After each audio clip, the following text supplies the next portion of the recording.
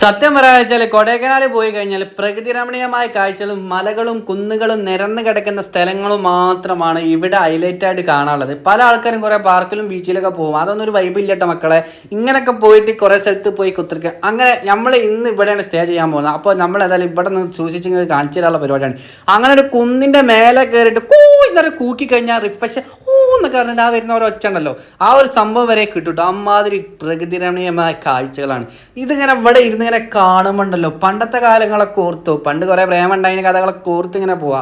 അതോർക്കുക ഇതോർക്കുക എന്തൊക്കെ ഓർക്കാണ് നമ്മൾ ലൈഫിൽ കഴിഞ്ഞു പോയ കാര്യങ്ങളൊക്കെ നമ്മൾ ഇവിടെ കുത്തിർന്ന് നമുക്ക് ഓട്ടോമാറ്റിക് ഓർമ്മ വരും. പിന്നെ ചങ്ങായിമാരെ കൂടണ്ടേ അതൊന്നും ഓർമ്മ ഉണ്ടല്ലോ. അവിടുന്ന് കല്ലെടുത്തെറിയലും എല്ലാ പരിപാടിയും നടക്കും.